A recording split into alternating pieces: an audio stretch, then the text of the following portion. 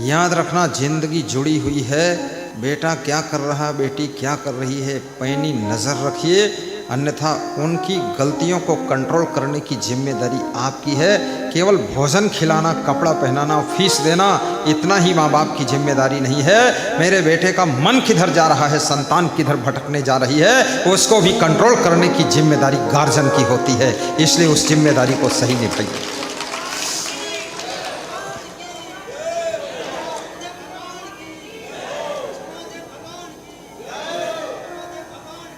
जय जय।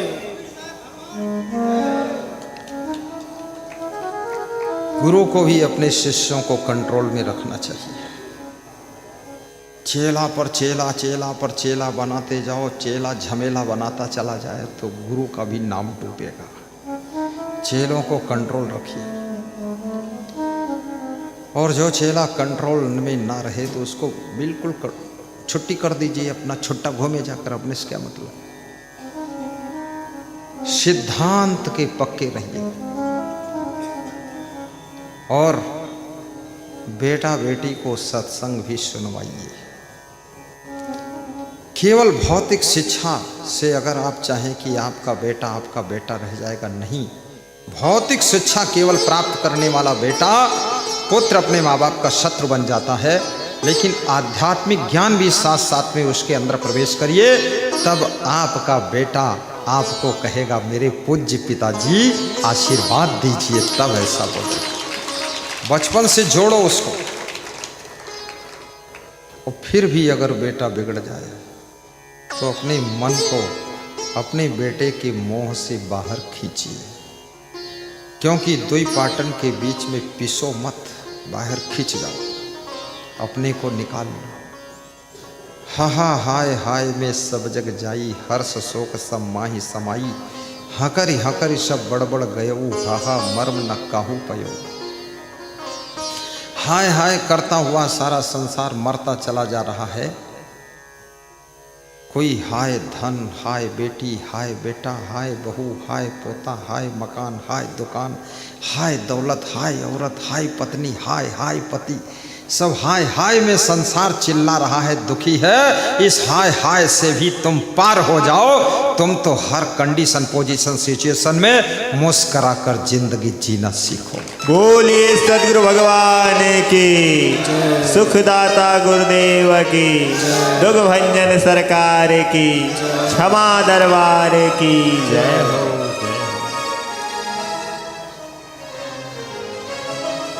मुस्कुराते रहो, गुनगुनाते रहो। मुस्कुराते गा दो, एक लाइन गा दो, सब लोग गाओ। गुनगुनाते रहो, कोई की आवाज नहीं आ रही। वक्त जीवन और भजन ही निकल जा, केवल शब्दों से नहीं। वक्त जब भजन कह रहा मुस्कुराते रहो, थोड़ा मुस्कुरा कर गाते रहो। आप वही गा रहे हो, मुस्कुराते रहो, फिर भी मुस्कुराते नहीं हो। हद हो गई, फिर भजन कहाँ गा पाए। भजन गाओ ना गाओ, लेकिन मुस्कुराते तो रहो। थोड़ा मुस्कुरा दीजिए, जबरदस्ती मुस्कुरा दीजिए, बनावटी मुस्कुरा दीजिए। वक्त जीवन थोड़ा ओंठ तो खोलिए, सबके दांत दिखना चाहिए। आधे लोग तो ओंठ में गुजराती ताला लगा कर बैठे। सदगुरु से लग जाएगी घर लगन सच, सदगुरु से लग जाएगी, सारे जीवन का नक्शा बदल जाएगा, सारे जीवन का नक्शा बदलेगा, नक्शा बदल जाएगा। कैमरा घुमाने वाला यदि आ जाए तो सबकी मुस्कुराहट भी वीडियो में आ जाएगी। कहाँ चला गया है कैमरा वाला? मुस्कुराते रहो।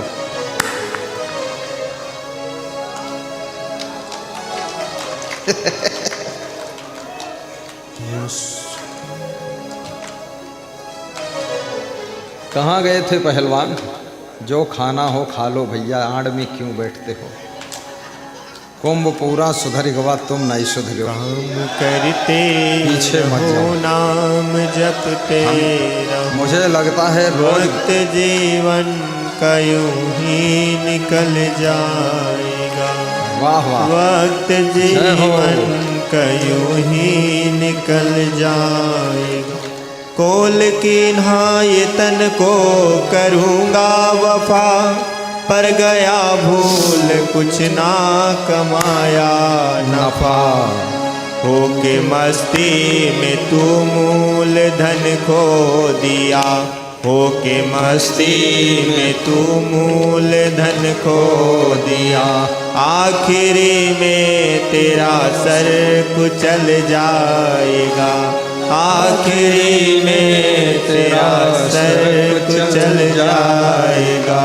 काम करते रहो, नाम जपते रहो। वक्त जीवन का यूं ही निकल जाएगा, वक्त जीवन का यूं ही निकल जाएगा। 184 भ्रमण किया दुख सहन, 184 भ्रमण किया दुख सहन। पाया मुश्किल से तूने ये मानुष का तन, पाया मुश्किल से तूने ये मानुष का तन। राह चलते चलो करके सीधी नजर, राह चलते चलो करके सीधी नजर। पैर नाजुक है नीचे फिसल जाएगा, पैर नाजुक है नीचे फिसल जाएगा। काम करते रहो, नाम जपते रहो, काम करते रहो, नाम जपते रहो। वक्त जीवन का यूं ही निकल जाएगा। छोड़ कर छल कपट मोह माया यतन, लो लगा लो प्रभु से जगदम्बा शरण। छोड़ कर छल कपट मोह माया यतन, लो लगा लो प्रभु से जगदम्बा शरण। मोम सम है हृदय उन दया सिंधु का, मोम सम है हृदय उन दया सिंधु का। असर पड़ते ही फौरन पिघल जाएगा, असर पड़ते ही फौरन पिघल जाएगा। काम करते रहो, नाम जपते रहो, मुस्कुराते रहो, गुनगुनाते रहो। वक्त जीवन का यूं ही निकल जाएगा, वक्त जीवन का यूं ही निकल जाएगा। गर लगन सच सद्गुरु से लग जाएगी, गर लगन मेरे सतगुरु से लग जाएगी। सारे जीवन का नक्शा बदल जाएगा, सारे जीवन का नक्शा बदल जाएगा।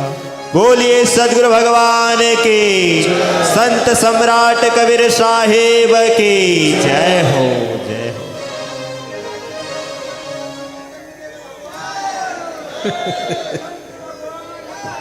जय जय जय जय।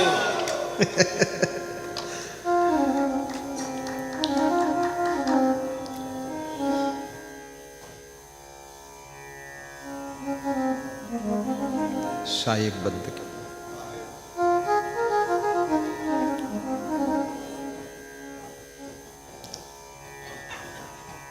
दो मित्र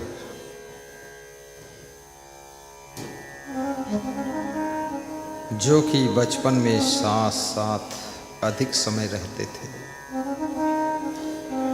युवावस्था में प्रवेश करने के पश्चात विछुड़न हो गए। एक मित्र गरीब हो गया, दूसरा मित्र अमीर हो गया। मित्र हो या भाई हो, पिता हो या पुत्र हो, पत्नी हो या पति हो, गुरु हो या शिष्य हो, सबका भाग्य जुदा जुदा होता है।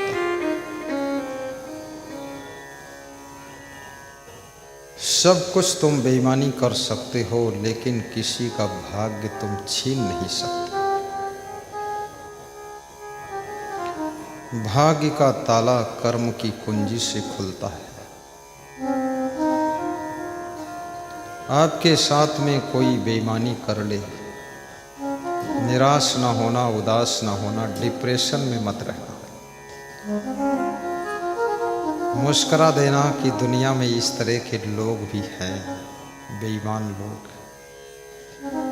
और उसके बाद अपनी कर्म की कुंजी को लगाकर बंद पड़े हुए भाग्य के ताला को खोल दीजिए और अपने जीवन का चमत्कार करिए।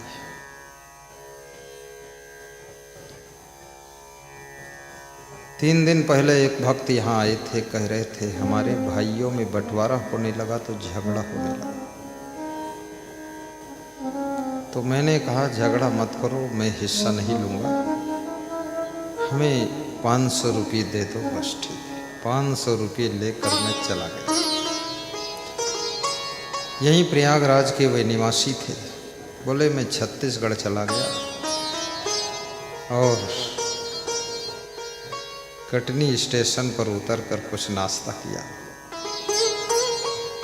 आकाश की ओर देख करके मैं मुस्कुराया कि मेरे कर्म और भाग्य में होगा तो सब कुछ हो जाएगा। आज वे छत्तीसगढ़ प्रदेश में पेट्रोल पंप के मालिक हैं, गिट्टी फैक्ट्रियों के मालिक हैं और 4200 एकड़ जमीन खरीदा है, उसके भी वो मालिक हैं। 20 कुंटल पतला वाला चावल यहाँ दे गए थे, वो शुरू में ही बनाकर सब भक्त खा गए, अब मोटा वाला बचा है। और आए थे, कह रहे थे कि पूरा परिवार आएगा, संतोष कर लिया। भाई के साथ कभी बेईमानी मत करना, किसी के साथ में छल ना करना, इससे आपका भाग्य बिगड़ जाता है। भाग्य को सुंदर बनाने के लिए दूसरों को देने की भावना रखिए, दूसरों का हिस्सा लेने की कोशिश कभी मत कीजिए। छोटी सी कहानी है, धीरे धीरे घटनाक्रम चक्र काटता है। जो गरीब मित्र था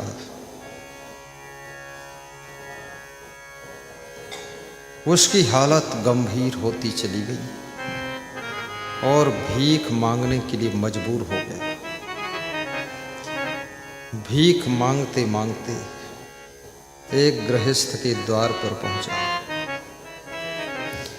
किस्मत किसी को भिखारी बना देती है और ये किस्मत किसी को राजा बना देती है। भाग्य में प्रबल लेख लिखा हुआ है तो ये किस्मत किसी को महान साधु भी बना देती है। और कितने लोग खूब कोशिश करते हैं कि साधु बनूं, लेकिन उनको ये किस्मत साधु नहीं बनने देती है। दुख भोगने के लिए संसार के माया मोह के कुआं में ढकेल देती है। बड़े भाग्य जिनके होते हैं वही महान संत बनते हैं, बड़े किस्मत वाले होते हैं वही महान भक्त बनते हैं। ऐसे जैसे मोहनलाल सोलंकी, जैसे डॉक्टर चौरसिया और जैसे आप सभी लोग महान भक्त हैं। ये महान भक्त बनना ये भी बहुत बड़ी पूर्व जन्म की किस्मत थी, इसलिए आपको सच्चे अच्छे गुरु मिल गए और गुरु से प्रेम हो गया। ये सौभाग्य की ही बात है।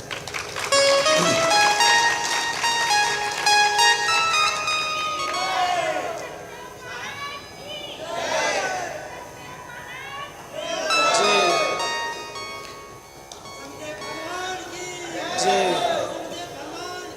जय जय जय। ये महान भक्त शिवनंदन पंडित हैं, बिहार से आए हुए। बड़ी आस लगी थी गुरु के पास जाऊंगा, आज पहुंच गए। पहली बार देखा हूं इनको। बहुत बड़ा प्रोग्राम भी करा चुके।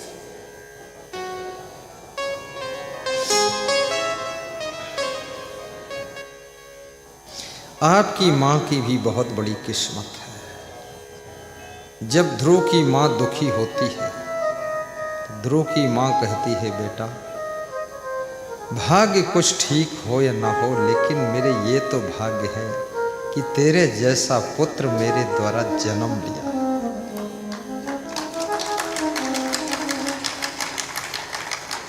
कोई संतान जन्म लेती है और जो स्त्री माँ बनती है वो बेहद प्रसव पीड़ा से गुजरती है, बेहद दर्द का अनुभव करती है, लेकिन उसके मन में खुशी होती है कि आज मैं माँ बन गई हूँ। पिता भी खुश है कि अभी तक तो मैं केवल पुत्र था, किसी का पति था, लेकिन आज मैं पिता बना हूँ। और दोनों माता पिता अपनी छोटी सी संतान की आंखों को देख करके, मस्तक के ललाट की चमक को देख करके बार बार खुशी मनाते हैं कि होनहार बालक का जन्म हुआ है। अब ये बालक भविष्य में सूरज जैसा चमकेगा। कोई शिष्य गुरु के पास में संत बनता है, गुरु उसको देख करके बड़ा आकलन करता है कि ये शिष्य बहुत अच्छा होगा। लेकिन कबीर कहते हैं कि हरियर खेती देख के तू मत भूल किसान, अब ही ओला बहुत है, घर आवे तब जान। बहुत ओला है, बहुत झोला है, बहुत गपोला है। बालक को देख करके मन तो खुश होता है, लेकिन बालक के ऊपर भी राहु केतु लग जाते हैं। जब बालक थोड़ा बड़ा होता है, खेल कूद में भूलता है, थोड़े दिन के बाद मित्रों में भूल जाता है, थोड़े दिन के बाद उसकी गंदी आदतें भी उसको घेरने लग जाती है। माँ बाप के सपनों पर पानी फेरने लग जाता है। बालक बहुत गुस्सा करता है, माँ बाप से भी नाराज होता है, माँ की खुशियाँ धीरे धीरे कम होने लग जाती हैं।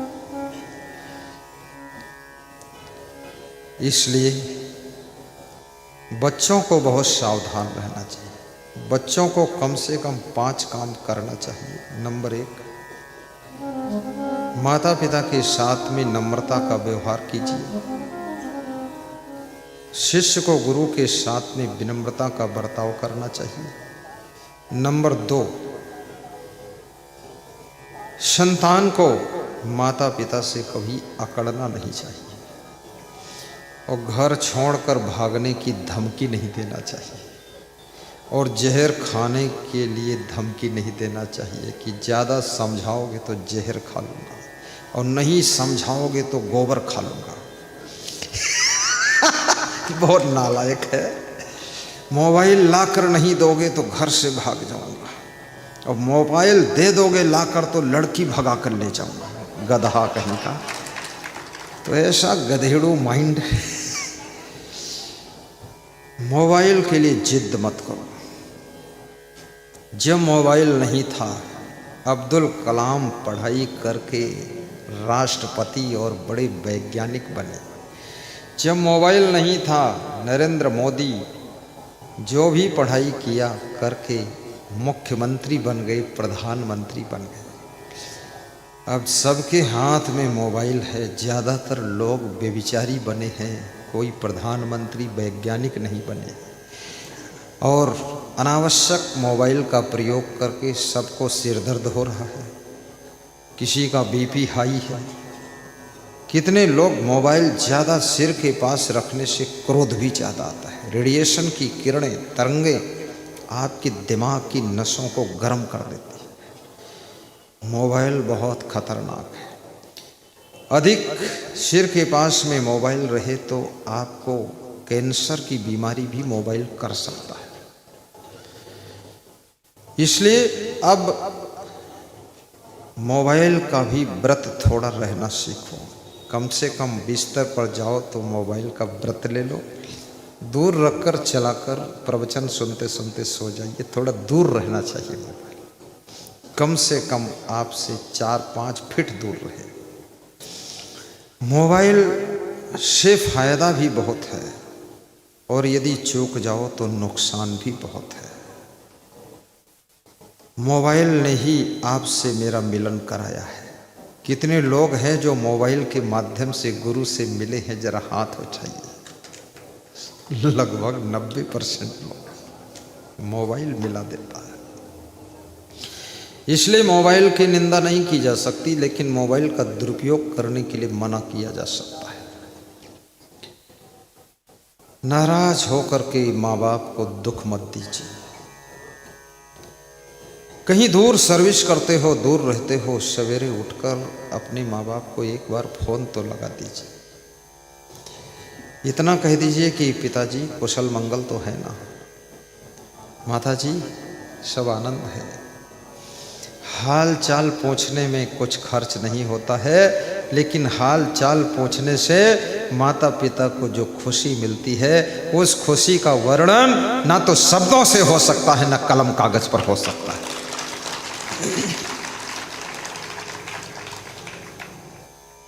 कितने लोग अपनी गुस्सा को जाहिर करने के लिए फ़ोन ही नहीं करते। तुम फ़ोन करो तो उठाते ही नहीं। वे तुमको एहसास करा रहे हैं कि हम बेहद नाराज हैं। कितने दिन नाराज रहोगे?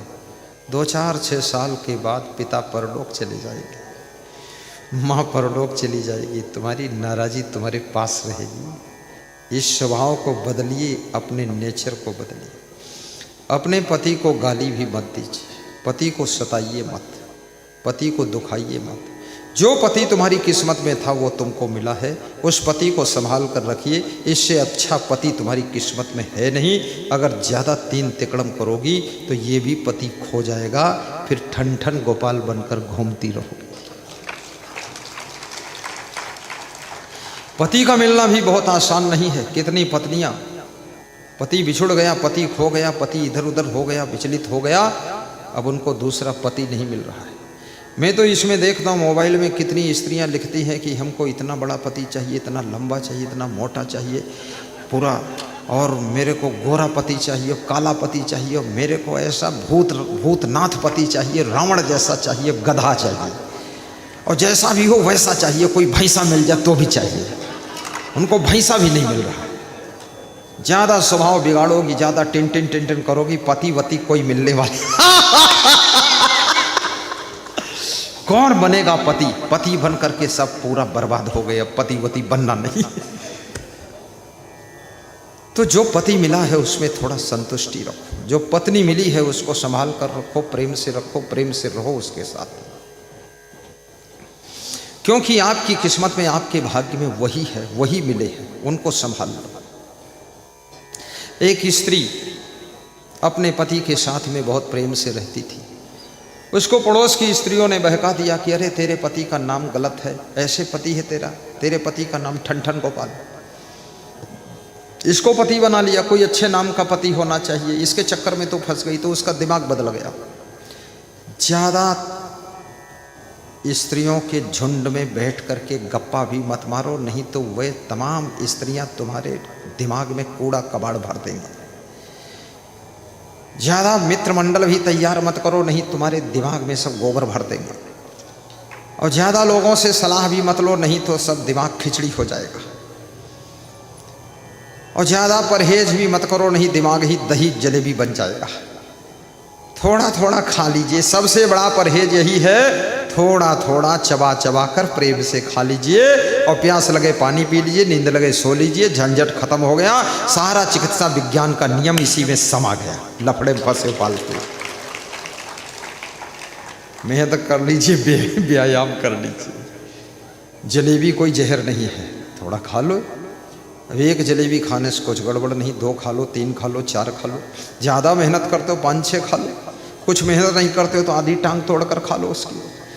अब बिल्कुल बैठे रहते हो, 20 जलेबी खा रहे हो तो तुम्हारी टांग तोड़ देगी फिर वो। इसलिए जितनी मेहनत उतना भोजन कर लीजिए। थोड़ा कभी कभी दही भी खाइए, ठंडी में कम खाइए। दही पेट के समस्त रोगों का नाश करता है। दही और खिचड़ी पेट के मित्र हैं, पपीता पेट का मित्र है, और तिल के लड्डू भी जनवरी फरवरी में खाना चाहिए। मैं भक्तों को धन्यवाद देता हूँ, पर्याप्त तिल के लड्डू लाकर हमको दिया है। 1 महीने से लगातार लड्डू पर ही जुटा हूँ मैं। ये लड्डू का ही खेल है जो नया नया सत्संग हो रहा है। मैं भी लड्डू गोपाल हूँ। वो गणेश वाला जो गाते हैं ना, एक चौपाई, जय गणेश जय गणेश जय गणेश देवा, पान चढ़े फूल चढ़े और चढ़े मेवा, लड्डू के भोग लगे संत करें सेवा। तो मेरा भी लड्डू का भोग लगता हूँ, संत करते सेवा। उस संतों को भी लड्डू खिलाता हूँ, भीतर कमरे में लड्डू खा लो। भंडारा में भी लड्डू भेज देता हूँ, साधु की भंडारम की खा लो। कल तो सब भक्तों को लड्डू खिला दिया था, लड्डू खा लो। एक भक्त 10 किलो लड्डू लेकर आ गया पूरा। तो इसी हिसाब से लाया कि भक्त भी खा ले, कोई बैठा। गुरु के पास कुछ भी लाओ तो ज़्यादा लाओ, पर्याप्त लाओ, खूब लाओ, थोड़ा मत लाओ। कल प्रसाद भी मैंने बांटा था, 60 टोकरी फल लेकर के आए थे विशेष सचिव उत्तर प्रदेश के। तो मैंने कहा कम से कम 100 टोकरी होते तो अच्छा रहता, क्योंकि उनके कम से कम जो 75 ज़िले हैं, 75 RTO उनके अंडर में है। उन्हीं को बोल दे तो 10-10 टोकरी ले आए, 750 टोकरी हो जाए। और सारी टोकरी यहाँ रख दो, इच्छा अनुसार फल भोग लगा दे, भगत हमारे आनंद आ जाए। ऐसा भी होना चाहिए, इच्छा भोग लग जाए। 100-200 किलो फल रख दिए जाए और भगत को छूट कर दिया जाए कि खाओ जिसको जितना खाना, और छूट हो जाए फिर भी थोड़ा कंट्रोल में ही खाना चाहिए, नुकसान न करने पाए। तो समय बहुत हो रहा, लेकिन कहानी बहुत लंबी है। कहानी आज शुरू हुई है, कल पूरी हो सकती है, नहीं होगी तो परसों पूरी हो गई। कहानी कोई मैं पूरी करता ही नहीं। तुमको कहानी में ऐसा फंसा कर रखता हूँ, कहानी को पहेली बना देता हूँ, तुम ललचाते रहते हो आगे क्या हुआ क्या हुआ, और आखिरी में पता चला कुछ नहीं हुआ। कहानी ऐसी है, उपन्यास जैसा सुनाता हूँ। साहिब बंदगी बोलो।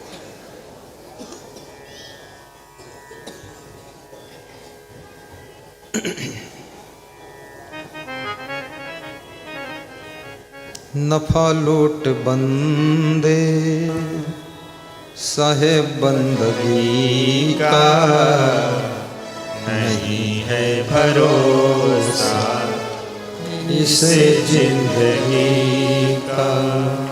नफा लूट बंदे गुरु बंदगी का, नहीं है भरोसा इस जिंदगी का। बोलिए सदगुरु भगवान जय हो। तमिलनाडु चेन्नई से महान भक्त श्रीमान मालाराम प्रजापति आए हैं। खड़े हो। कहाँ है मालाराम? ठीक। उनकी पत्नी शांति देवी, श्रीमान बगदाराम प्रजापति, पत्नी सुखी देवी, पुत्री ज्योत्सना पुष्पा, सोलाराम प्रजापति, पत्नी शीला सीका देवी प्रजापति, खड़े हो। जिनका नाम ले रहा हूँ खड़े हो जाओ। उधर बैठे हैं, चेन्नई से आए हुए, बड़ी श्रद्धा से आए। बैठ जाइए आराम से, आशीर्वाद है।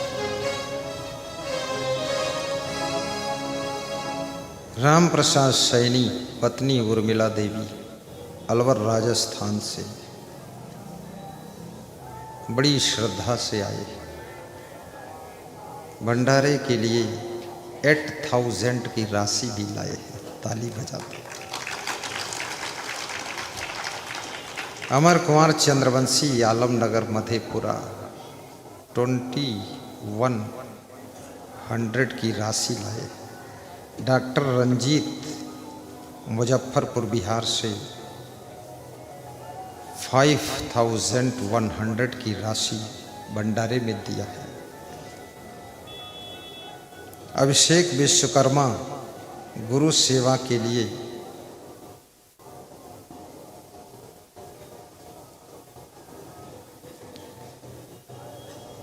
15,000, संत सेवा के लिए 5100, अविद्या आश्रम के लिए 11,000, विश्व कल्याण सत्संग समिति तीर्थ दर्शन समिति में 5100 की राशि समर्पित किया है। बड़ी श्रद्धा है। आप मऊ जिले से हैं, उत्तर प्रदेश से हैं। अभिषेक विश्वकर्मा, आज इंग्लिश बोल रहा हूँ, समझते रहे। राजेंद्र सोनवानी, डिस्ट्रिक्ट उन्नाव से, भंडारे के लिए 5100 की राशि। कुंभ कलेक्शन 5100 की राशि। विपिन श्रीवास्तव 2256 की राशि प्रदत्त किया है। सुधीर गुप्ता, वृंदावन कॉलोनी, कितना सुंदर, लखनऊ से 5100 की राशि। दुलीचंद मीना, झालावाड़ राजस्थान, 2200 की राशि भेजकर आशीर्वाद प्राप्त किया है। विपिन विश्वकर्मा, जौनपुर पधरौनी की मांग किया है। अनिल विश्वकर्मा, अंबेडकर नगर नैनी, पधरौनी की मांग किया है। 10 किलोमीटर दूर है, रोने लगे थे, आ जाना। पीताम्बर सिंह, राजरानी फिरोजाबाद, 2100 की राशि कुंभ सेवा रसीद की प्रदान किया है। दीपू कुमार, सुल्तानपुर, 1000। श्रीमान विशाल पैकरा, बलौदा बाजार छत्तीसगढ़, 2000। नरोत्तम दास, पानीपत, 7100 हरियाणा। राजेश कुमार, धर्मपत्नी रीना, जौनपुर, 500।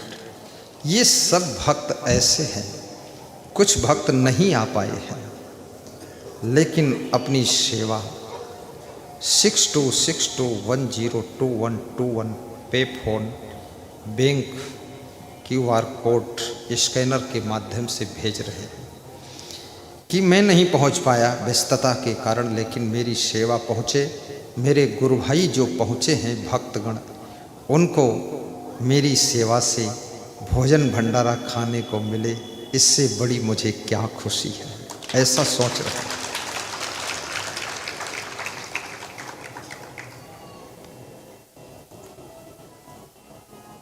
श्रीमती कविता चिरगैया, इंदौर, 2001 रुपीस की राशि। पिंगला देवी, कुलेश्वर, 500। ललिता देवी, भागलपुर, 2200 की राशि प्रदान किया है। मुझे खुशी इस बात की है कि अपने साथ में अमीर भक्त भी हैं, मीडियम भी हैं, गरीब भी हैं, गांव के भी हैं, शहर के हैं, हर कास्ट के हैं, फास्ट के हैं, लास्ट के हैं, सब तरह के हैं, लेकिन श्रद्धा सबकी बहुत ज़्यादा है। मैं यही सोचता रहता हूँ। मेरा एक संत कह रहा था, वो आर्गन बजाते हैं, कह रहे थे गुरुदेव 500 कमरा बनाइए, अपना कोई भक्त छोटा नहीं है, सब बराबर ही है और सबको कमरा दे दीजिए। मैंने कहा मैं 500 क्या 5000 कमरा बना दूंगा। तो बोला कैसे बनाओगे? हमने कहा जंतर मंतर तंत्र, और कमरा बनाने में कोई नहीं अंतर। जहां पर लाखों भक्तों की श्रद्धा काम करती है, वहां कमरा क्या कुछ भी हो सब बन ही जाता है, सब बनेगा।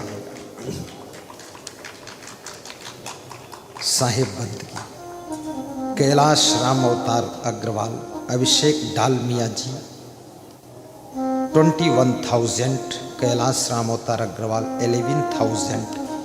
छत्तीसगढ़ से सबसे धनवान भक्त की ओर से ये दान आया है।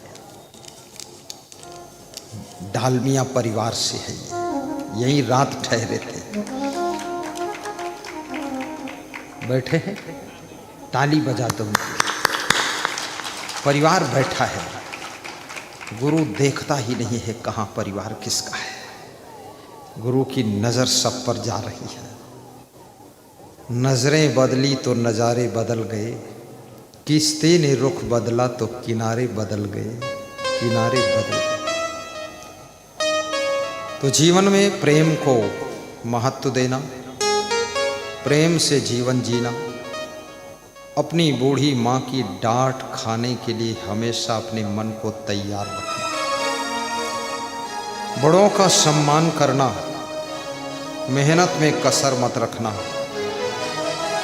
और हंसता हुआ जीवन हो, मुस्कुराती हुई आपकी भक्ति हो, कर्म करने की शैली बड़ी मधुर स्वभाव से संपन्न हो, और सोना से अधिक चमकता हुआ तुम्हारा चरित्र हो, और चांदी से ज़्यादा सुंदर तुम्हारा व्यवहार होना चाहिए।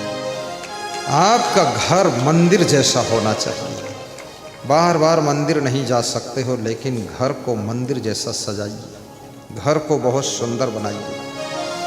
अपने पति का आदर कीजिए, अपनी पत्नी का भी आदर कीजिए। तो मैं बता रहा था, एक पत्नी दूसरी स्त्रियों के बहकावे में आ गई। दूसरी स्त्रियों ने कहा तेरे पति का नाम ठनठन गोपाल है, और ठनठन गोपाल नाम के पति के साथ तू रहती है, तेरी बड़ी बदनामी है, कोई अच्छे नाम का पति ढूंढ ले। तो एक दिन गुस्सा होकर के वो पत्नी अपने पति से बोली कि मैं तेरे साथ नहीं रहूँगा, तू ठनठन गोपाल है, मैं दूसरा ढूंढ रही हूँ। तो पति बड़ा भोला भाला था, उसने कहा दूसरा ढूंढ ले, तीसरा ढूंढ ले, जय हो तेरी देवी, जाके देख ले, टटोल ले, कितनी थाह लगेगी।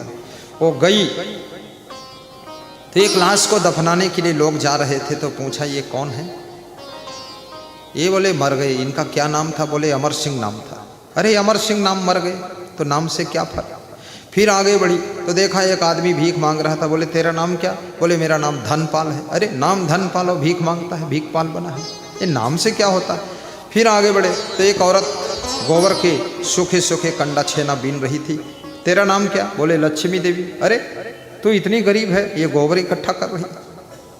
तो उसके समझ में आ गया कि अमर रहे सो मर गए, जो अमर सिंह थे वो मर गए, और भीख मांगे धनपाल, और लक्ष्मी जी छेना बीने कंडा बीने, और सबसे अच्छे हमारे ठनठन गोपाल, ठनठन गोपाल।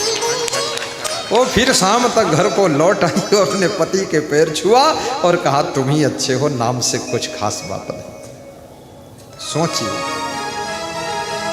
इसलिए किसी के बहकावे में कभी नहीं आना चाहिए। आपका सिस्टम अच्छा है, आप सुखी हैं, आप प्रसन्न हैं, अपने परिवार के साथ में आनंद मंगल से रहिए। रोज प्रवचन सुनिए, आपका कल्याण होगा।